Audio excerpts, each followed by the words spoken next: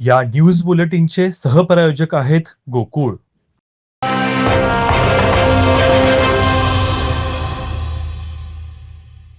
तुमचं आमचं नातं काय? जय भवानी, जय शिवराय, राष्ट्रमाता जिजाऊंचा विजय असो अशा जयघोषात अब्दागिरी भगवे झेंडे, पारंपरिक वाद्य आणि फटाक्यांची आतिषबाजी करत कोल्हापूरमध्ये चौकाचौकात जिजाऊ रथयात्रेचं स्वागत करण्यात आलं. मराठा सेवा संघाच्या वतीनं वेरूळ येथून 18 मार्च पासून निघालेली यात्रा 1 मे रोजी पुण्यातील लाल महाल इथं पोहोचणार आहे.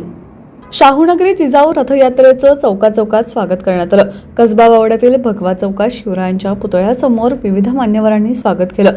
लक्ष्मीपुरी मार्गे ही यात्रा आझाद चौकात आली. या ठिकाणी बबलू ठोंबरे, सुनील कदम, संजय कदम, रवी पाटील, महेश ढवळे, किरण शिराळकर यांच्यासह मान्यवरांचे स्वागत करण्यात आलं. मंगळवार पेठेत मिरजकर तिकटी इथं क्रांतीस्तंभाच्या साक्षीनं मावळा समूहाच्या वतीनं फटाक्यांच्या आतिषबाजीत स्वागत करण्यात आलं. मावळा संघटनेचे उमेश पवार, स्वाभिमानी विजय रुपेश पाटील, शाहीर दिलीप सावंत, अश्विनी कुमार बागळे, महिपती बाबर, चारुशीला पाटील, संजय काटकर आदी उपस्थित होते.